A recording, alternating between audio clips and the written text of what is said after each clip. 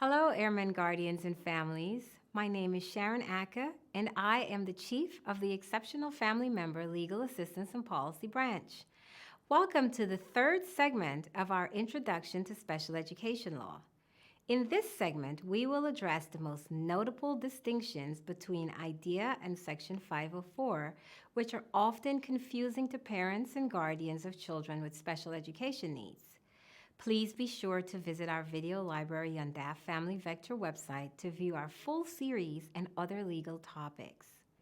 As we shared with you in part 2 of this segment, IDEA is the federal law that governs the identification and eligibility of children with disabilities and the provision of special education services to students who qualify. Section 504 of the Rehabilitation Act protects our children from disability-based discrimination.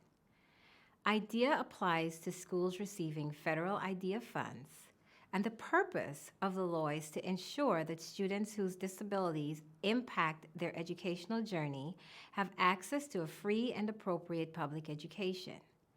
The law favors that children with disabilities be educated in the least restrictive environment, which is usually a general education classroom. IDEA applies to children ages 3 through 21. In the law, there is what we call a child find requirement, which means that school districts are responsible for finding children with disabilities and evaluating them at no expense to their parents. There are 11 specific disability categories identified in IDEA, and the Department of Education has added 2 more.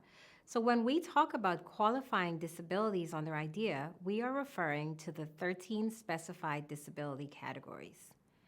OSERS, or the Office of Special Education and Rehabilitative Services, is responsible for enforcing IDEA. In addition, families can resolve disputes through state and federal courts. Remedies are generally compensatory in nature, meaning that children receive the special education services that they may have missed. However, attorneys' fees and reimbursements for expenses incurred by parents are also possible. Section 504 applies to all education programs and activities receiving funding from the U.S. Department of Education. The law aims to eliminate discrimination on the basis of disability, regardless of the need for special education services.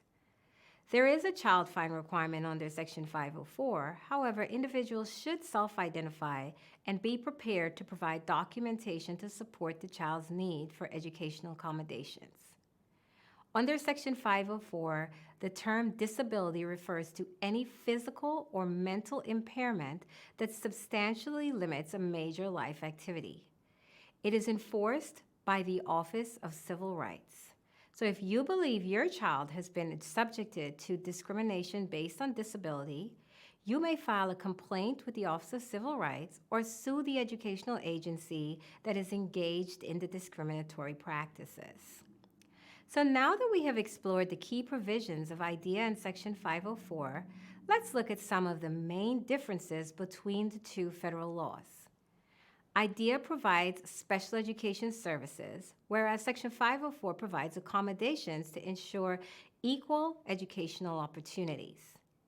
IDEA requires that the schools establish measurable goals that are reasonably calculated to enable your child to make progress. 504 does not have a goal requirement. In terms of eligibility criteria, which eligibility criteria is really one of the main differences between the two federal laws, IDEA requires a diagnosis of a qualifying disability and that disability have an educational impact.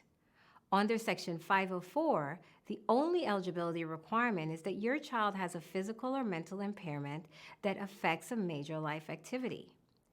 IDEA specifies there must be annual reviews of individualized education programs. 504 only requires a periodic review.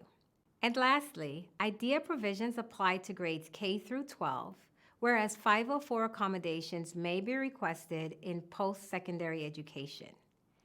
As we continue through this series and our future series, you will hear me mention many times to seek your legal assistance counsel if you are having difficulties related to your child's special education journey. Your local legal assistance office is here to help guide you and prepare you in advocating for your child's special education needs. Trained base legal assistance counsels stand ready to assist.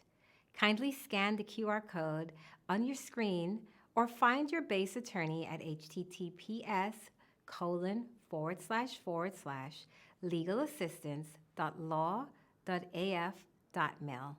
Thank you.